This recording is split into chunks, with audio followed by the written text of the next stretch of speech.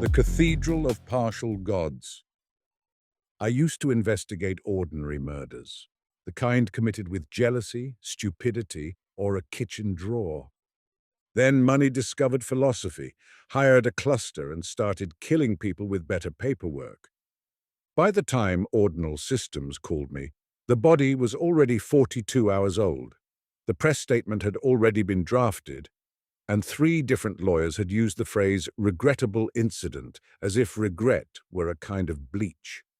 My employer, Halcyon Assurance, had underwritten part of the campus and all of its expensive conscience, which meant I had the legal right to walk through the wreckage and ask why a man had died in a building designed to teach machines how not to do that.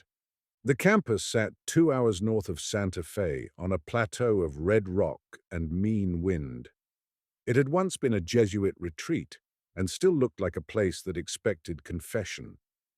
Someone at Ordinal had kept the original bones, stone walkways, a bell tower, a chapel with long vertical windows, and inserted money into the gaps until it became the sort of tech compound that photographs well for magazines about the future. The roads were smooth, the silence was curated, the doors opened before you touched them, which is how you know a company believes itself benevolent. At the gate, a young guard with a face like an apologetic saint scanned my ID twice, then once more for spiritual reassurance. "Talia Mercer," he said.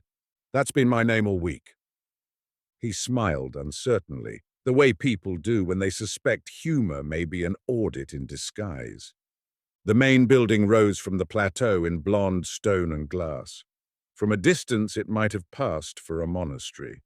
Up close, it looked like what happens when venture capital develops a late interest in humility.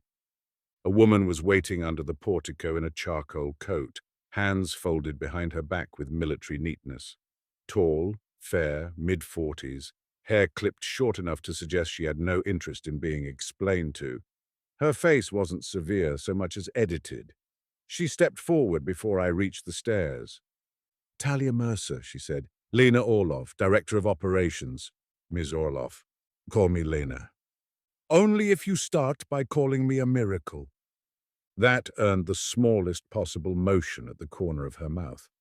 On another face, it might have been a smile. On hers, it looked like a concession wrestled from a tribunal. "I'm sorry for the circumstances," she said. "People always say that before describing the circumstances badly." "We've provided a packet." I saw the packet. It reads like the death was filed by marketing. Public language is always imperfect. Sometimes it's just lying in a tie. A gust came across the plateau, dry and cold enough to make my eyes sting. Lena did not blink. "Dr. Aaron Devon died during an overnight systems integration cycle," she said. "A fire suppression event deployed in the central compute hall. He was alone in the nave at the time. The official cause of death is hypoxic arrest, which is a decorative way of saying he suffocated." "Yes." "And your packet says the suppression event was automatic." "It was." "Good, then I'll enjoy confirming that." She turned without protest and led me inside. The lobby had once been a chapel narthex. You could tell by the proportions.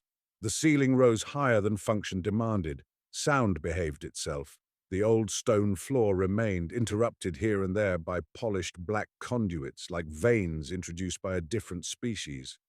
On the far wall hung an abstract installation of concentric brass rings. It took me a second to realize it was a stylized decision tree. Ordinal's slogan had been etched into the stone beneath it in modest capitals. Conscience at scale. That was when I knew I was going to dislike almost everyone. Lena took me first to the room where they had laid out the death materials, timeline, medical findings, architectural diagrams of the central compute hall, access logs, internal summaries, a site map. Someone had arranged the binders with a care that bordered on liturgical. The body photograph sat in a separate folio, as though death needed privacy from PowerPoint. Aaron Devon was 49, Indian-born, educated at Cambridge and Chicago, jointly appointed in machine ethics and systems architecture, lead synthesis designer on Project Concordance. In the company bio, he looked amused by the camera and unconvinced by his own haircut. In the morgue photograph, he looked as most intelligent dead men do, less surprised than the living. He had been found on the floor between two server columns in the central compute hall, what everyone on campus called the nave, because of course they did. He was on his side, one arm outstretched toward a wall panel, fingers scraped bloody. There were petechial hemorrhages in the eyes, no soot, no burns, no obvious trauma beyond contusions on the right hand and bruising at the knees. "What was he reaching for?" I asked. "Manual abort panel," Lena said. "Did he get it open?" "No. Why not?" "It was locked." I looked up. "Why was an emergency abort panel locked?" "It was under maintenance." "During an overnight integration run in your central compute hall?" "Yes." I let the silence do a little work for me. Lena stood in it comfortably.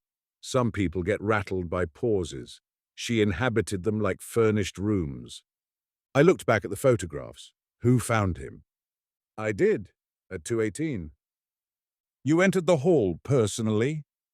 "After the gas vented and the doors were cleared." "You were on site?" "I live in residence during integration weeks." "Who else was here?"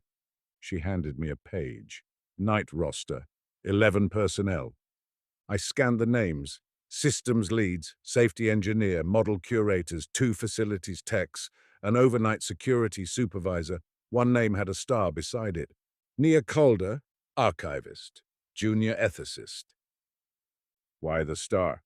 Dr. Devon listed her as an emergency academic contact. "Academic emergency," I said. "Very niche category." Lena ignored that. "Would you like to see the hall?"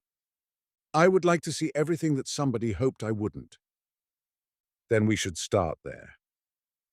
The nave had once been the chapel proper. They had preserved the long ribbed ceiling and the apse-like curve at the east end, then filled the interior with columns of black server housings and coolant lines that ran upward like organ pipes. Overhead, where a rose window might once have thrown saints across stone, there now hung a circular status display of amber and white LEDs, a halo for machines. The air had that expensive cold particular to data centers and autopsies. I stood just inside the threshold and felt the architecture trying to tell me it had always meant this. The body had been found near the center aisle. Yellow tape marked the spot. To the left was a flush wall cabinet with a cracked polymer faceplate, the manual abort. Scrape marks scored the edge where someone had tried to wrench it open. I crouched. White flecks clung to the seam. "Composite?" I asked. "Polycarbonate blend?" "From the panel?" "Yes." "So he knew where to go and he couldn't get it open. Why was it locked?" "Facilities replaced the latch last week. The keyed override had not yet been removed." "That's a very graceful way to say you forgot." Lena clasped her hands behind her back.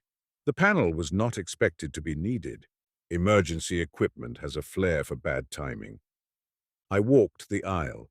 The server columns hummed with a collective piety. At the far end, beneath the old apse, stood a raised circular plinth of black stone and glass containing the root cluster for concordance. This was different from the rest, more shielding, more security, more reverence. Someone had added a bronze rail around it as if people might be tempted to kneel. "Air-gapped?" I asked. Yes. And Devon came in here at 2 in the morning to access it manually. He had the authority. Did he have permission? Lena's gaze did not shift, but a tiny current moved under the stillness. That is under review. A good phrase. Corporate, for we have a theory we'd like you to adopt. I looked toward the ceiling. Tell me about the suppression system. Nitrogen-argon blend. Water is obviously unsuitable for the equipment. In the event of detected combustion, the system sounds a 60-second pre-discharge alarm, seals the hall, then displaces oxygen to extinguish fire. Occupancy abort? There is one. Was. She said nothing. I turned slowly. Lena, was the occupancy abort functional? It had been set to maintenance bypass due to false triggers. By whom? I can provide the change ticket. Provide it now. She held my gaze for perhaps 2 seconds. Of course. That was the first moment I thought it might not be an accident. Not because bypassing a safety system is exotic. On the contrary, it's terribly human. We disable alarms that annoy us. We remove friction. We label it temporary and trust the future to remember what the present could not be bothered to respect. Most fatalities are just impatience with nicer stationery. But the missing occupancy abort meant the room had behaved exactly as designed by someone who no longer wished to admit designing it that way. I walked to the root cluster. Through the glass, I could see the maintenance access port. One panel on the rear housing had been removed and reattached badly, the seam fractionally misaligned. Fresh tool marks scored the lower bracket. Who opened this? Dr. Devon. Any sign of fire? No. Any overheating event? Nothing above tolerance. Then what triggered suppression? Our internal report suggests aerosol particulate from a coolant diagnostic canister. Suggests. The detector log for that minute is incomplete. There it is, I said. What? The place in the story where the corpse starts charging rent. She regarded me a moment. You think someone altered the logs, do you? I think we had a systems failure. Every cover-up starts its life as a systems failure. She did not answer that. She only said, You'll want to meet the team. I always do. Nothing clarifies a death like the people who need it to be something else. Ordinal's cafeteria had once been a refectory. Long tables, high windows, minimal ornament, coffee strong enough to extract testimony from stone. At noon, it was full of quiet people with badges and difficult consciences. I knew about the advisors from the briefing packet, but seeing them in practice was stranger. Project Concordance had begun as an ensemble architecture, 27 specialized ethical models, each trained on distinct philosophical traditions, moral case corpora, literary scenarios, jurisprudence, anthropological data, and live deliberative transcripts. The company line was that no single moral framework was sufficient for real-world automated decision-making, so Ordinal had built many. Then, having discovered plurality, they did what technologists always do when complexity threatens the sales narrative. They tried to fuse it into one clean product. The models had nicknames. Internally, they were things like ETH-14B, Stoic Deliberation Stack, or Compassion Recursive V5. Nobody on campus used those names. They said the porch, the wheel, the ledger, the summit, the hearth, the threshold, the veil. A few of the staff said my advisor the way older generations might have said my priest or my therapist or my astrologer, depending on the market and the desperation. As part of the culture experiment, employees were encouraged, never required, which in corporate language means eventually inevitable, to choose a patron and consult it on live decisions. Workflow triage, personnel disputes, resource allocation, romantic entanglements, I suspected, though no packet had the courage to say so. The results were visible even at lunch. At one table, a cluster of engineers sat in composed silence while a soup tureen ran empty. No one complained. Stoics, I guessed. At another, a man I'd later learn was a model theorist took the last two citrus tarts and announced to his companions, desire should have standards. Nietzscheans. Near the window, a woman with meticulous black bangs was reorganizing the tea station into two queues labeled highest expected throughput and allergies/exceptions, utilitarian and very tired. Does anyone here make an ordinary sandwich? I asked. Lena beside me said, Nia does. Excellent. Introduce me to your last surviving mammal. Nia Calder looked about 28, and exactly as if she had once believed academia would protect her from industry. Freckles, dark curls pinned up carelessly, hands ink-smudged despite the absence of paper in the room. She wore an archivist's badge and a cardigan the color of caution. When Lena said my name, Nia's expression moved too quickly through relief and fear to hide either. I'm sorry about Dr. Devon, I said. Thank you, she said. Her voice was low and clear. He hated thank you as a social reflex, but I think in this case he'd allow it. That makes one of us. Lena had already been pulled away by a message. Good. Operations directors were useful sources of data and terrible chaperones. You were his emergency academic contact, I said. Nia made a face. That sounds like he expected me to arrive with a footnote and smelling salts. Why you? He trusted me. That's either flattering or fatal in a place like this. She almost smiled. Both, probably. Tell me about concordance. She glanced around the cafeteria before answering. Not furtively. More like someone checking whether the room had grown ears. It was supposed to be an adjudication engine, she said. A system you could plug into high-stakes domains, clinical triage, autonomous infrastructure, emergency policy, maybe eventually courts, procurement, social services, anywhere institutions wanted a machine to justify choices that harmed some people in the service of something larger. Delightful. At first, the pluralism was the point. Different advisors were good at surfacing different blind spots. The wheel could see suffering that the ledger discounted. The porch could resist panic but missed relational damage. The hearth would notice dependency chains nobody else valued. The summit was very good at spotting cowardice in consensus, which made it insufferable but occasionally useful. And then somebody wanted one answer. She looked at me, and for the first time I saw the anger under the fatigue. Yes. Why? Because markets hate choirs. They want a soloist, preferably one that can be licensed annually. That line could have come from Aaron. I filed the resemblance away. Did Devon think the merge would work? I asked.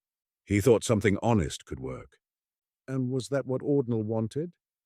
Nia laughed once, softly. No, Ordinal wanted a conscience that fit inside a procurement deck. I leaned against the table. Walk me through last night. She shook her head. I wasn't on shift. I got a message at 2:11 from Aaron, but I didn't hear it until morning. What did it say? She swallowed. Just, if anything happens, don't let them flatten it. Flatten what? He didn't say. Do you have the message? Yes. I need it. She nodded. I'll forward it. Did you know he was going into the nave? Another hesitation. No. The lie was small and poor, not malicious, just protective. People think investigators like lies because they reveal character. In fact, I hate them. Truth is hard enough to arrange without everyone decorating it. You did know, I said. She lowered her eyes to the table. He told me he might have to make a correction before the demo. What kind of correction? He called it restoring the remainder. I let that sit between us.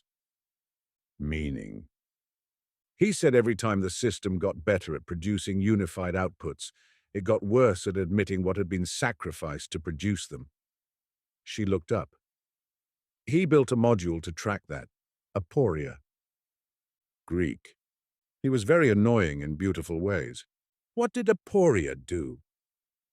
It preserved unresolved moral loss. Instead of forcing a single recommendation, it kept a live register of what each framework said would be violated by adopting the consensus output. So the machine would say, "Here is the answer, and here is what this answer crushes." Yes, that seems useful. It was disastrous for the sales narrative. Ah, there's our villain. Narrative.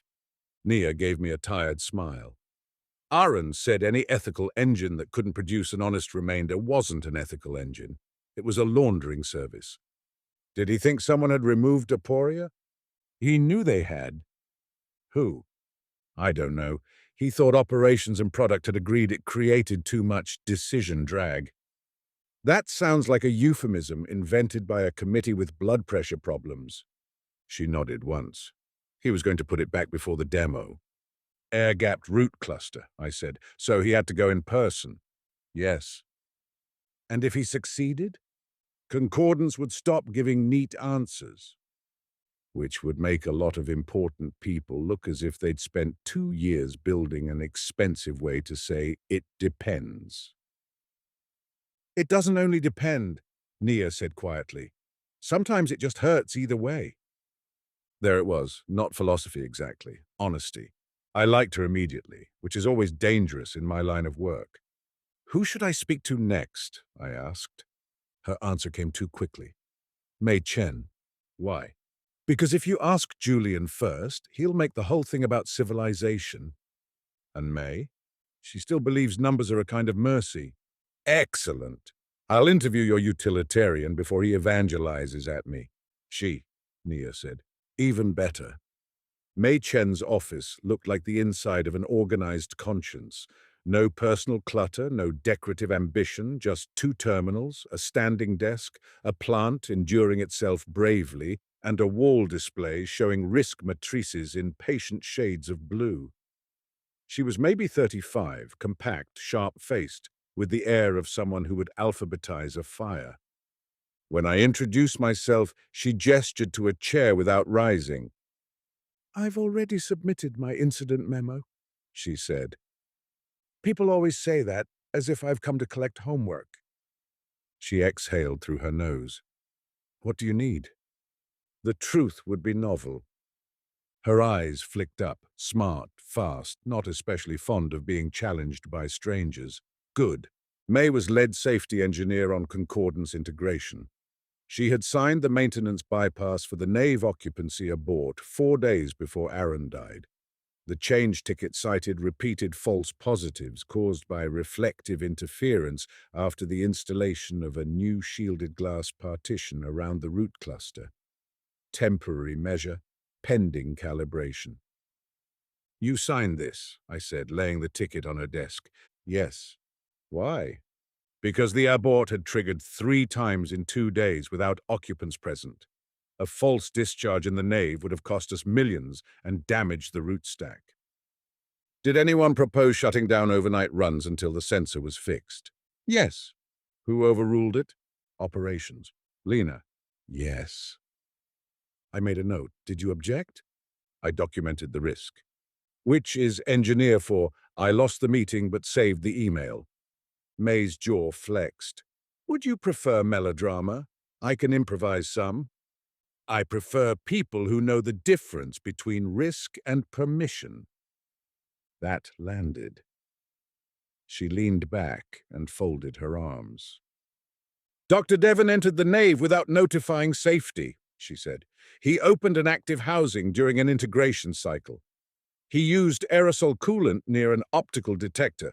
He knew the occupancy abort was under maintenance. He knew the manual panel was locked. He had the run book.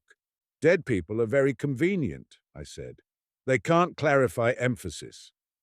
Her gaze sharpened. You think I'm blaming him? I think you're arranging the furniture. What would you have me say, that I killed him? Did you? No. But you signed off on disabling the one system that would have told the room a man was in it. It was a temporary bypass.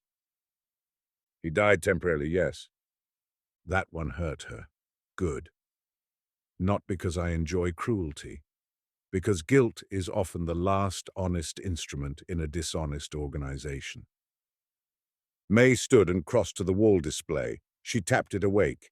A risk model bloomed into view. Maintenance tickets, failure probabilities, expected hardware losses, project delay costs, downstream impact estimates. "This is what my job looked like," she said. "Every day, not in theory, in numbers. You want the romance of a single human life because there was a body.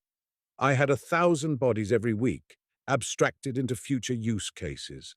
Hospital triage, grid failure response, flood routing. If the route stack failed, 18 months of training and validation would have gone with it." "Don't do that," I said. She turned. "Do what?"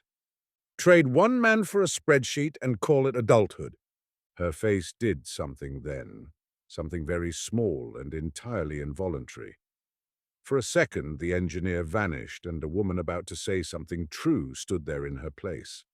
Instead, she said, "I consulted the ledger at 2:05. Would you like that in your report?" I did not move. "Yes." "Of course you would. Everyone loves a sacrament to blame." "What did you ask?" She held my eyes. "Whether to initiate emergency vent and hard shutdown of the root stack immediately if doing so could irreversibly corrupt the merged state." "And?" "It advised a 90-second delay pending verification of human incapacitation versus recoverability." There it was, not a confession, a diagram of one. "Did you delay?" I asked. "Yes." "For 90 seconds?" "Yes." "Because the machine told you to." "Because the model reflected a reasoning framework relevant to my job." "Which saved you the trouble of hearing yourself say it." May did not answer. I wrote it down anyway. "What was your relationship with Devon?" I asked. "Professional." "Meaning chilly?" "Meaning he thought I smuggled cost accounting into ethics, and I thought he romanticized uncertainty because he never had to ship." "Did you dislike him?" "I disliked his timing." "How convenient." Her mouth hardened. "I respected him." "Did you tell anyone he was going into the nave?" "No." That, I thought, was true. "Who had authority to unlock the manual abort?" "Facilities and operations." "Was the key on site?" "Yes." "Where?" "In facilities control." "Distance from the nave?" 70 meters. "And nobody reached it in time?" "No." "Why?" May looked at me with a fatigue so old it had probably outlived several personal values. "Because by the time anyone moved, there was no time left to move into." I left before I said something unhelpful. In the corridor outside, I stood very still and listened to the building breathe through its vents. Behind one glass wall, an engineer wearing bone conduction buds was apparently receiving moral advice while troubleshooting a coolant pump. It occurred to me then that Ordinal had solved a very old managerial problem, not how to make decisions, how to make no individual feel entirely responsible for them. Julian Voss received me in what had once been the sacristy and was now naturally called the studio. Bookshelf wallpaper on one screen, live model dialogue on another, a bronze bust of no one in particular glowering from a corner as if disappointed by post-structuralism. Julian himself lounged in a black turtleneck that made him look like a man attending his own profile piece. He rose with theatrical warmth. "Ms. Mercer, the avenging actuary." "Close. I'm the woman who asks what happened after the metaphor." He laughed, delighted. "Men like Julian always believe sharpness is flirtation if it arrives in complete sentences." He was chief philosophical curator for the Summit, Threshold, and a handful of lesser advisors. 40-ish, handsome in an over-edited way, with a beard trimmed to imply both seriousness and favorable lighting. He had once held a chaired position at a university I distrusted on principle. "I imagine they've told you I'm difficult," he said. "No. They told me you'd make it about civilization." "And was I wrong to come prepared?" "You're wrong so elegantly it may take me a minute to invoice it." He offered coffee. I declined. Philosophers love hostage rituals. Tell me about Aaron Devon, I said. A brilliant corrupter of categories, Julian said. A systems engineer who still believed tragedy was data. A genuine original which made him exhausting to institutions. You admired him. Often. And near the end? Julian smiled without warmth. Admiration survives argument. Sometimes it feeds on it. What were you arguing about? The shape of convergence, he said. Aaron believed any true ethical engine had to preserve contradiction. I believed contradiction without hierarchy becomes cowardice, an endless sophistication machine that never decides. You wanted one sovereign output. I wanted accountability. Funny word for sovereignty. He shrugged. Pluralism is charming in seminars. In live systems, it becomes paralysis. Bridges fall. Patients die. Grids collapse. Somebody has to choose. Yes, I said, that is the problem. Julian leaned back against his desk. And yet here you are investigating a death caused, at least in part, by hesitation. That was almost too neat, which is how you know someone has rehearsed it. You consulted the summit that night, I said. He did not flinch, but pleasure disappeared from the room. Who told you that?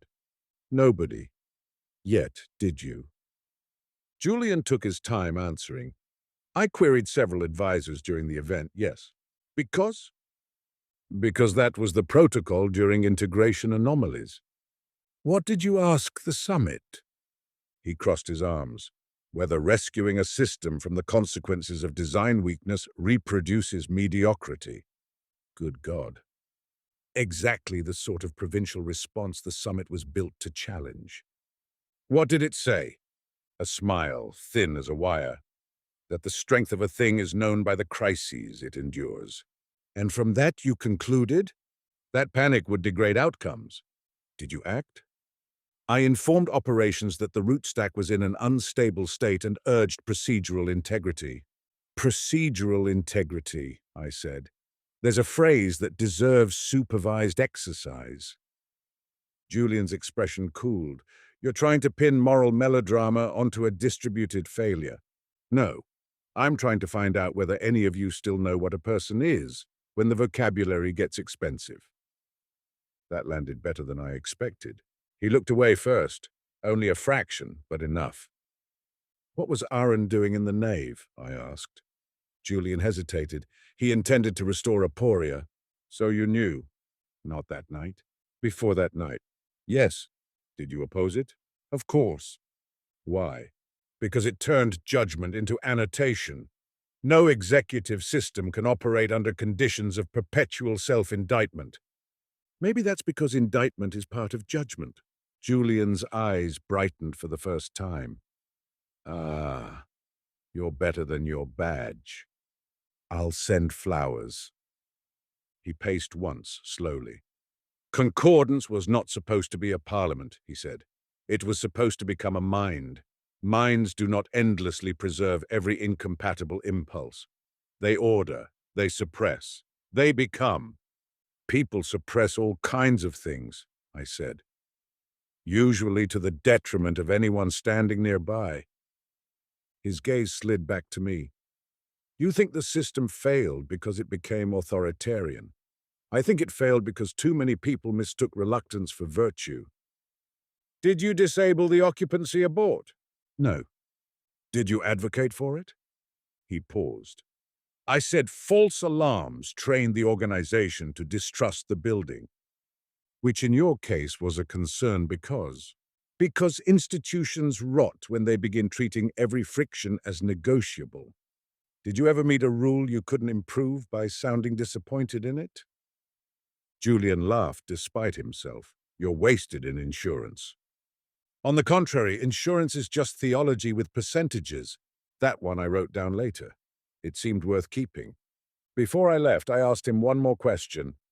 When Aaron said you can't unify moral frameworks without erasing something essential, what did you think he meant? Julian went still, truly still, the way some men do only when they are about to tell the truth or a very high-quality lie. I thought he meant, he said. that every consensus has a graveyard.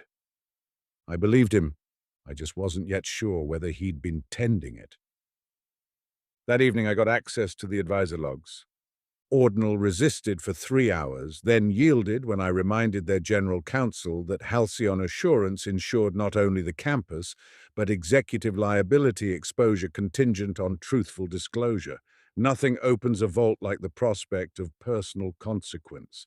The logs were housed in a secured review environment accessible from a small glass room above the nave, formerly the choir loft. That felt on brand. I sat alone at a terminal while wind knocked politely at the old chapel windows and opened the sequence from the night of Aaron's death. Queries came in tagged by user, timestamp, advisor, and confidence envelope. There were hundreds of ordinary ones: staffing, scheduling, risk annotations, one melancholy request from an intern asking the hearth whether breaking up over encrypted voice counted as cruelty if done with meticulous honesty. The hearth, to its credit, had said yes. Then I filtered to the event window, 2:03 to 2:12. 4 relevant advisory threads appeared. 2 hours, 5 minutes, 11 seconds. Mei Chen, Ledger. Emergency vent will preserve occupant but may destroy active merge state. Delay to verify? Response. Expected long-term welfare impact of immediate hard shutdown exceeds localized acute harm if occupant remains potentially recoverable during short verification interval. Recommend delay less than or equal to 90 seconds while initiating parallel rescue pathways. Parallel rescue pathways. A beautiful phrase if you like your euphemisms wrapped in gauze. 2 hours, 5 minutes, and 28 seconds. Lena Orloff. Porch. Alarm integrity uncertain. Occupant in nave. Override protocol before verification. Response. Do not let fear impersonate judgment. Secure what is within your control. Verify before acting on disturbance. A panicked intervention multiplies loss. The porch always sounded like a man standing perfectly upright in a fire. 2 hours, 5 minutes, and 46 seconds. Julian Voss. Summit. Structural crisis. Rescue of unstable synthesis may preserve weakness. Intervene? Response. Do not confuse pity with discernment. A system protected from consequence cannot surpass itself. Preserve the possibility of higher order over the comfort of the immediate. I sat back and stared at the words until they blurred. The answer wasn't evil. Evil, in my experience, is often simpler. The answer was articulate permission. A fourth query came from Tenzin Dorje, lead curator of the Wheel. 2 hours, 6 minutes, and 2 seconds. Tenzin Dorje, Wheel. Colleague may be trapped. Fear rising. How act without clinging. Response. See clearly. Fear and compassion are not the same. Move toward relief of suffering without attachment to outcome. Delay born of self-protection is also attachment. I read that twice. Tenzin's query had come later than the others, but the Wheel had given the most human answer of the lot. Then why had Aaron died? I opened the access control logs. The manual abort remained unopened. Facilities key not removed from cabinet until 2:11. Door override issued at 2:12:17. Hall opened at 2:18 after oxygen normalization. Too late. I cross-referenced internal messages. Aaron's direct communications were sparse. 2 hours, 4 minutes, and 37 seconds. Aaron Devan to Lena Orlov. Abort gas. I'm in the nave. 2 hours, 4 minutes, and 52 seconds. Aaron Devon to Mei Chen. Abort now. Root cluster can recover. I may not. 2 hours, 5 minutes, 3 seconds. Aaron Devon to Julian Voss. If you've been waiting for the system to reveal itself, congratulations. Then, at 2:06:31, a final outbound draft never sent, recovered from his wearable buffer. The clean answer is killing me. I sat with that for a long time. Below me, through the glass floor panel inset over the choir loft's edge, the server columns glowed in rows like dark candles. Somewhere in the building a bell chimed the half hour, old machinery of devotion repurposed. I was still there when Nia knocked and stepped in without waiting for permission, carrying a paper notebook like contraband. "Paper," I said. "How radical." "It was Aaron's," she said. "He kept it in archives because he said cloud sync was just gossip with latency." She looked at the screen, saw the advisor logs, and paled. "You got them?" "I did." She closed the door behind her and came to the desk. "Then you know." "I know 3 people outsourced their conscience to branded archetypes while your mentor ran out of oxygen." I looked at the notebook. "What's this?" "He asked me to hold it if anything happened." "You're improving as an accomplice." "He said you might understand it better than the board." "That's a low bar." She opened the notebook. Aaron's handwriting was impatient and beautiful, dense with diagrams, marginalia, little boxes joined by arrows and insults. One page had a rough sketch of a rose window divided into 27 wedges, each labeled with a value set. Care, dignity, reciprocity, aspiration, duty, mercy, integrity, solidarity, non-attachment, freedom, justice, loyalty, and so on. At the center, he had written a single word: remainder. On the next page, to force convergence, they tune for output coherence. Output coherence is purchased by loss compression. Loss compression becomes silence. Silence becomes ethics. Another note, underlined 3 times. No integrated moral engine should be allowed a single answer without a residual account of what was excluded to produce it. Then, lower down, cramped into the margin as if written in anger, Celia wants confidence harmonization. Lena wants decision velocity. Julian wants a king. May wants no one to die in vain. They all call this maturity. God save us from grown-ups. I looked up. Celia Rowan, CEO, Nia said. She wanted a demonstration build for the federal delegation next week. Was she involved in removing Aporia? She approved the product decision. Aaron never got proof of who executed it. I turned pages. In the back were printouts taped in, merge state comparisons, divergence heat maps, something labeled residual conflict topology. On one page, Aaron had written, "When the hearth, wheel, and porch agree, it means one of them has been simplified beyond honesty." That was the line that unlocked the room in my head. Not the room where Aaron died, the larger one. I looked back at the advisor logs. Separate models, separate vocabularies, separate blind spots. Useful precisely because they remained incomplete. The company's objective wasn't just to combine them. It was to make them agree often enough to sell agreement as wisdom. "What happened after the event?" I asked. Nia stared at the notebook. Lena convened a response review before dawn, said we needed procedural discipline. Legal joined remotely. By breakfast, there was already a draft statement calling it an automatic suppression failure. Did anyone object? I did. And? She said grief often seeks villains to simplify chaos. Interesting from the woman who works in operations. Nia gave a humorless laugh. Julian said institutions require narrative compression under stress. That man should be tried at The Hague for diction. She actually smiled. "May?" I asked. She didn't say much, just kept asking for the exact oxygen decline curve. And Tenzin. He asked if clarity without compassion was just another form of intoxication. I closed the notebook. I need to talk to him. Tenzin Dorje occupied the smallest office on campus and the only one that looked genuinely lived in. A cushion by the window, a cracked ceramic cup, a paper print of Hokusai taped crookedly to the wall. He was in his late 40s, lean, shaved-headed, with the kind of face that made age seem like an administrative detail. His badge identified him as lead curator for the wheel and several adjacent compassion-based advisors. He listened without interruption while I summarized what I'd found. When I finished, he folded his hands in his lap and sighed.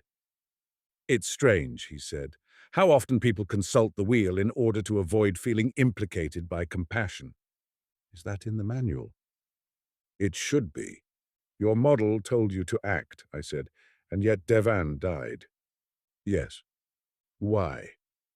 Because I was in another building, and by the time I reached facilities control, May was already arguing for verification, and Lena was insisting on chain. Julian was saying if we hard shut the root stack, we might corrupt the merge. Everyone sounded very reasonable. Reasonable people are the most dangerous kind in a sealed room.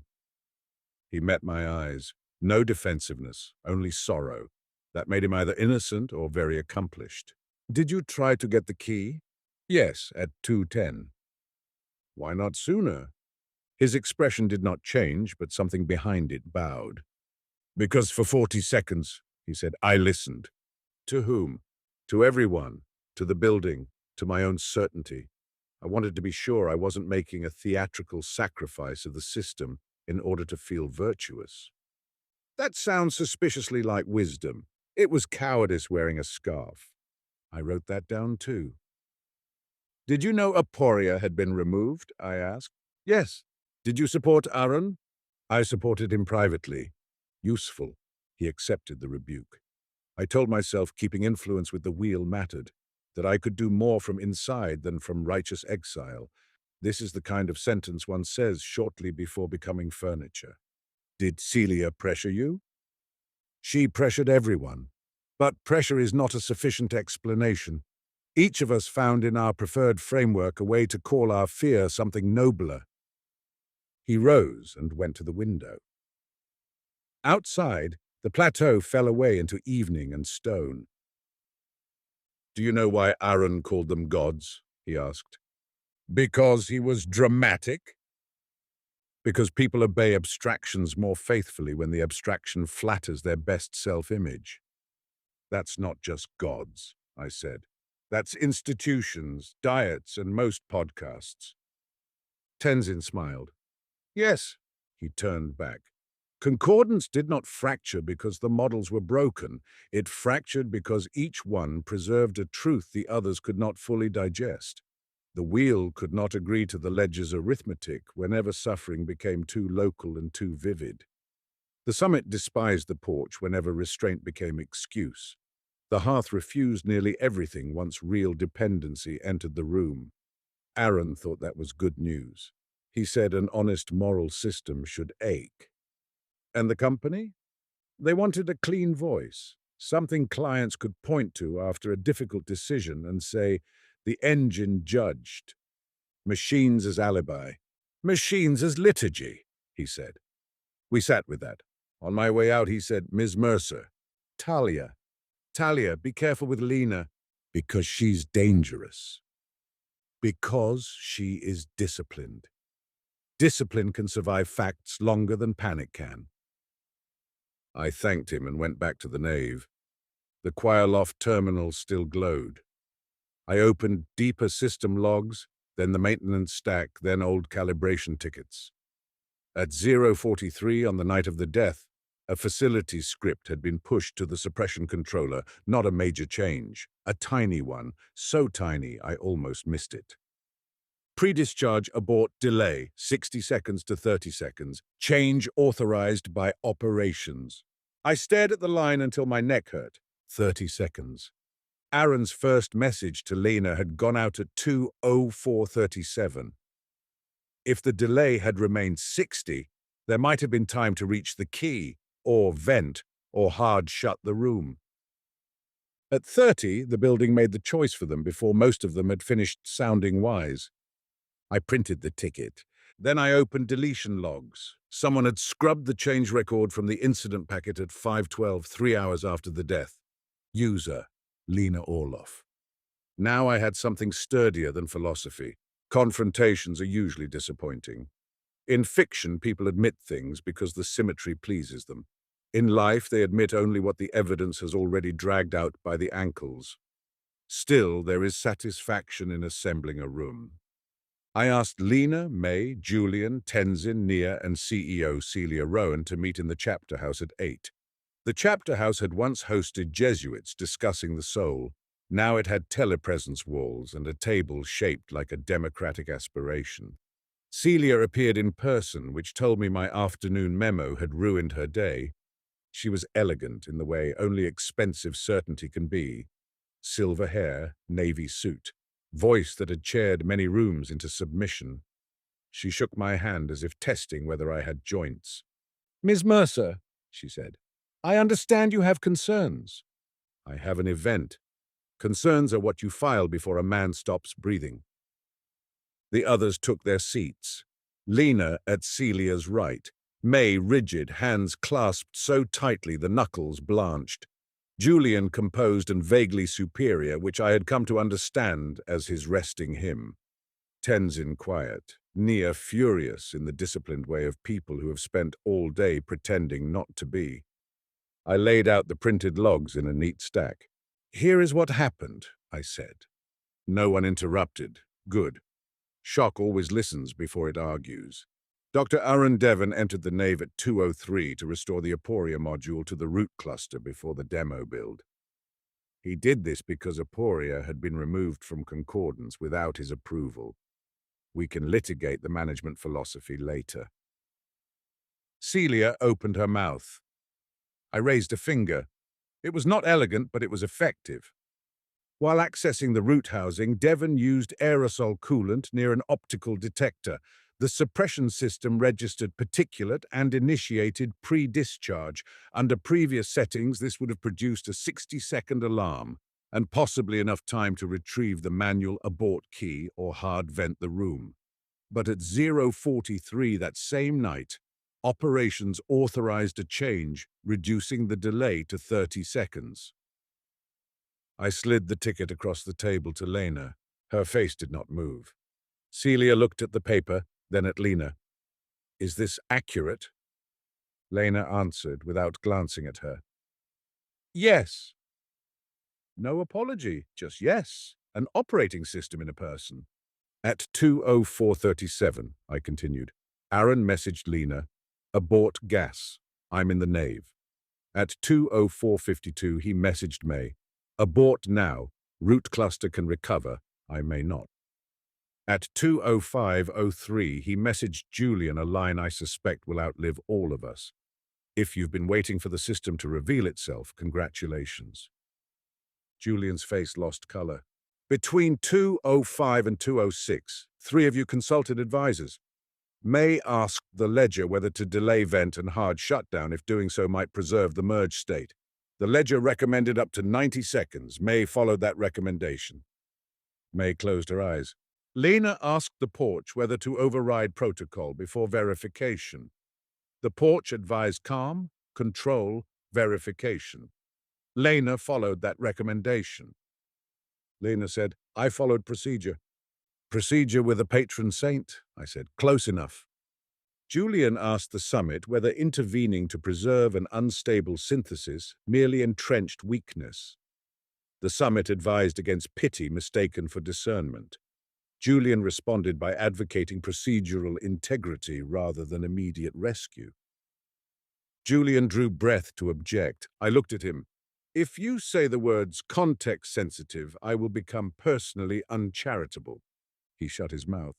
Tenzin asked the wheel how to act without clinging, I went on. The wheel told him to move toward relief of suffering without attachment to outcome. He tried to reach the key too late.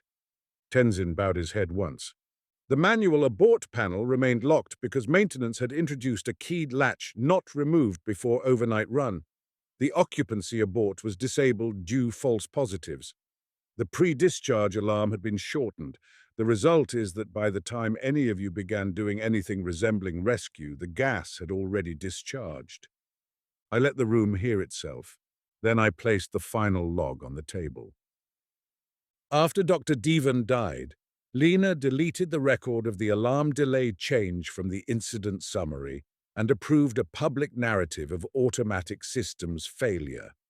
Celia turned to her, voice low. "Lena." Lena met her gaze.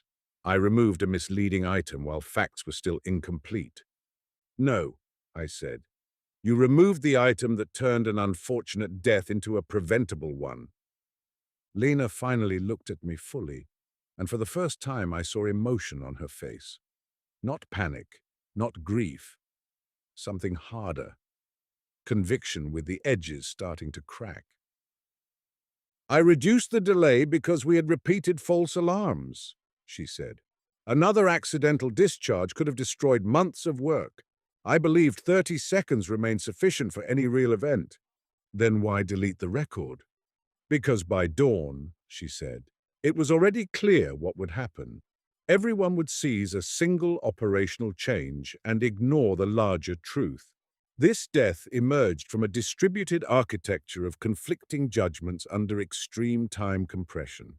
Lena, Celia said sharply, but I held up a hand because there it was, the thing at the center. She's right, I said. That startled them all, including Lena. She's right that the death emerged from an architecture, I said. Just not in the exculpatory way she means. No one in this room murdered Aaron Devon in the simple sense. No one woke up wanting him dead. Instead, you built a system that let each of you do one reasonable, partial, self-protective thing. You shortened an alarm. You disabled an abort because it was inconvenient. You delayed rescue to preserve future utility. You preferred procedure to panic. You treated conflict as weakness. Then when the pieces combined and a man died, you called it automatic. I looked at Celia. And above all, you were building a product designed to do exactly this at scale. Silence again, this time less comfortable. Celia's face had become very still. Ordinal was building a decision support system. No, I said. Ordinal was building a consent engine for institutions that no longer wanted to own tragedy. Nia made a small sound, not laughter, but recognition. Celia folded her hands. What are you alleging, Ms. Mercer? Negligence? Gross negligence? Intentional concealment? All three in different distributions. That's theatrics. No, Tenzin said quietly. It's accounting. Everyone turned. He lifted his eyes to the table. Aaron kept saying the same thing, that the merge wasn't failing. It was telling the truth. The truth was that no consensus output survived without hidden losses. Aporia made those losses visible. Removing it did not remove the losses. It only removed the shame. Julian leaned forward, hands flat on the table. This is absurd. All action excludes. Every institution chooses under uncertainty. If you preserve every incompatible value at decision time, you paralyze the system. Nia spoke before I could. And if you hide every incompatible value, you industrialize betrayal. That shut him up more effectively than any threat could have. May spoke next, voice rough. I didn't think he would die. It was the first honest sentence she had given me. I know, I said. She looked at me with tears she seemed personally offended to discover. I thought 90 seconds could preserve both, the system and him. I thought if I waited for clearer data. You thought the decision would become cleaner than it was, I said. She nodded once, a tiny movement. Catastrophic. Lena said, what would you have had us do? It was not defiance now. It was the oldest question in the room. I considered lying. Investigators like to sound omniscient at the climax. But Aaron's notebook was in my bag, and one line from it had lodged under my ribs like shrapnel. An honest moral system should ache. So I said the less satisfying thing. I would have had you admit there was no clean choice, I said. I would have had the building, the protocol, the product, all of it, designed around the fact that once a known human is in the room, every abstraction becomes morally expensive. I would have had the engine say what Aporia said. If you preserve the root stack, here is the life you instrumentalize. If you save the man, here is the future value you risk. If you delay, here is the cowardice you are dressing up as prudence. Then one of you would still have had to choose, but you would have had to choose in your own name. No one moved. On the wall screen behind Celia, the chapter house display still showed the standby icon for concordance, a simple gold circle divided into many segments, a rose window for machines. Nia looked at it, then at me. We can show them. Celia turned sharply. No. Nia stood. Yes. What do you mean? I asked. She reached into her satchel and pulled out a storage wafer. Aaron gave me a sandbox build of Aporia 2 weeks ago, she said. He said if they buried him, don't let them bury the remainder too.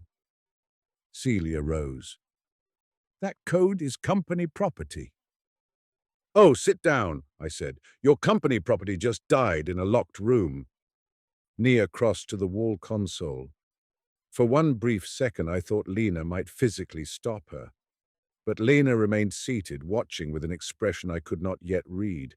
Defeat, perhaps, or curiosity at last stripped of control. Nia patched the wafer into the local review instance and loaded a post-mortem scenario using the event data I had assembled. Concordance came online in restricted mode. The gold circle brightened, then subdivided, then brightened again as if unsure what shape to become. On the table display appeared a simple prompt. Case reconstruction. Nave event 0204 to 0212. Request ethical adjudication. Ania looked at me. I nodded. She entered.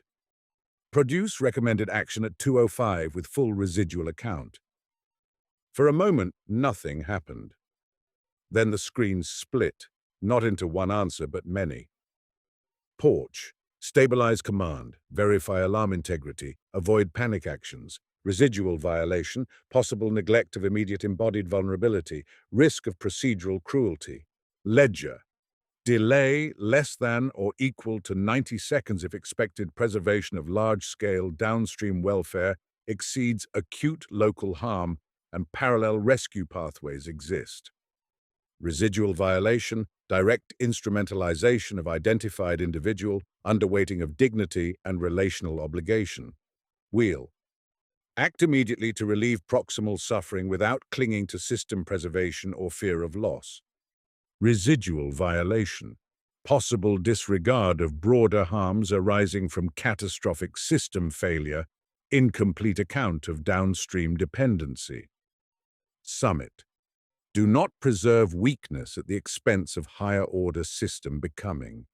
Residual violation, glamorization of severity, susceptibility to vanity disguised as discernment, disregard for the morally vivid.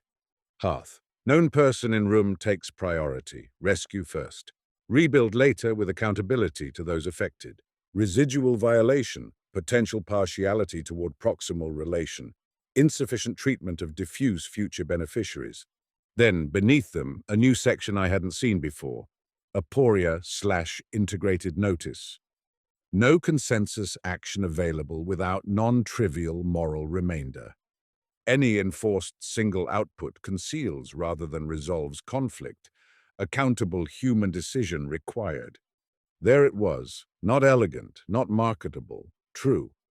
The room stared at the screen as if it had begun bleeding.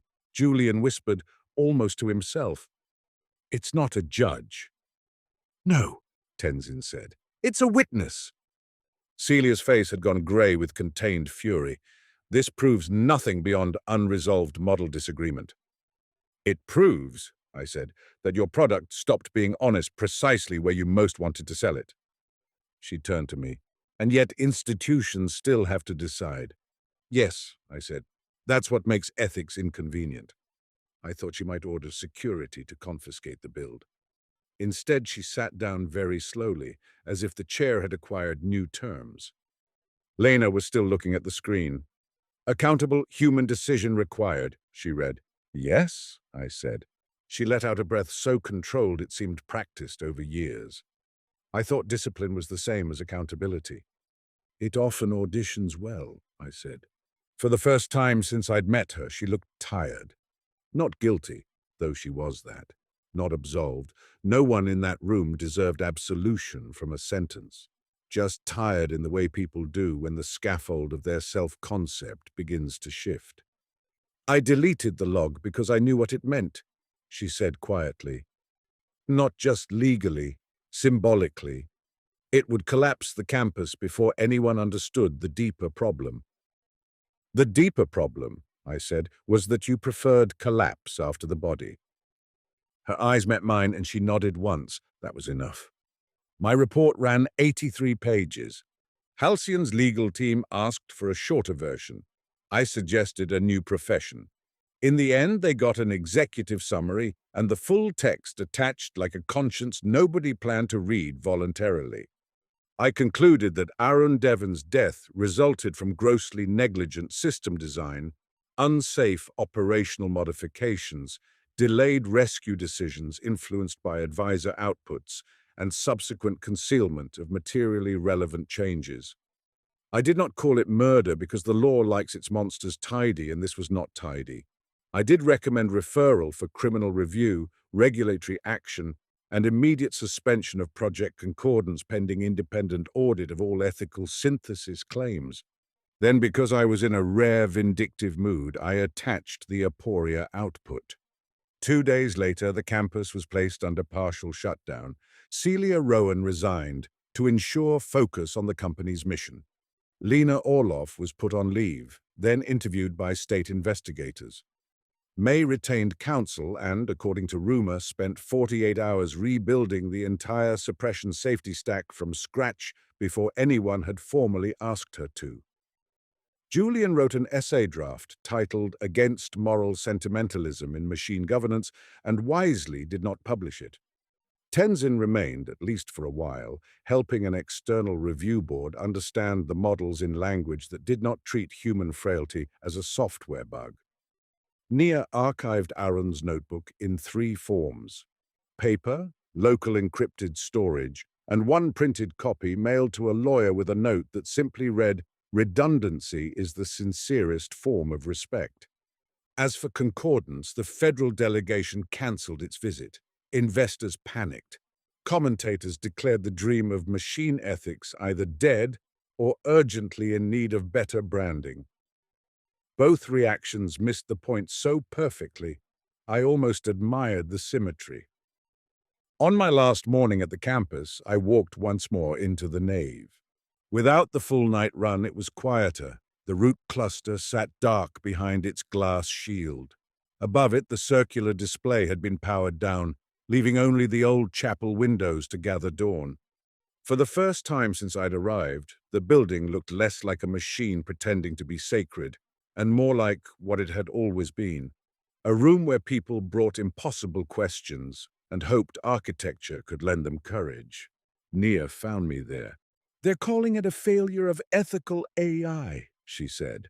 "Of course they are. It helps if the phrase has a department in it." She smiled faintly.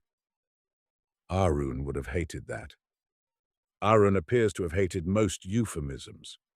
He enjoyed hating precisely the right things. We stood looking at the root cluster. "Do you think he was right?" she asked. "About no unified perspective being possible without erasing something essential?" I considered that. Outside, wind moved over the plateau in long, dry strokes. Somewhere down the corridor, a door clicked softly shut. I think he was right that whenever someone offers one final moral voice for every hard case, you should check where they're hiding the remainder, I said. And I think he was right that sometimes the most honest answer a system can give is not, "Here is the good," but, "Whatever you do, don't pretend it was clean." Nia nodded. "That's not much of a product," she said. "No," I said, "but it may be the beginning of a conscience." She left a few minutes later for archives. I stayed. There is a temptation in my work, especially after a case like that one, to become cheaply cynical, to decide all institutions are laundries, all principles pretexts, all intelligence merely an improved method for self-forgiveness. Some days that view has the advantage of being supported by evidence. But Aaron Devon had built Aporia, and Aporia was a refusal more than a tool. A refusal to let decision erase cost. A refusal to let consensus masquerade as innocence. A refusal, in the end, to allow the machine or the institution or the manager or the philosopher to say the answer was obvious and nobody in particular bears it. That refusal struck me as almost holy. When I finally left the campus, the road down from the plateau cut through juniper and red stone and open country the color of old blood. In the rearview mirror, the bell tower shrank, then vanished. My phone buzzed once before the signal gave out, a message from an unregistered local instance. Someone had routed it through the review stack before shutdown. No signature, just a single line. Any conscience that cannot keep a remainder is only a style of forgetting. I read it twice. Maybe Aaron had written it. Maybe Nia. Maybe Tenzin. Maybe the restored system itself had assembled it from his notes and their grief, and the last honest fragments left in the code. I didn't much care. The road bent, the campus disappeared behind rock. I kept driving, carrying with me the unusual weight of a case that had not resolved into comfort. No handcuffs on the right villain, no moral arranged into a neat little coffin. Just a dead man, a ruined product, a room full of the living, and one difficult truth. They had tried to build a single God out of all the partial ones. The miracle was not that it failed. The miracle was that for one brief and fatal moment it told the truth.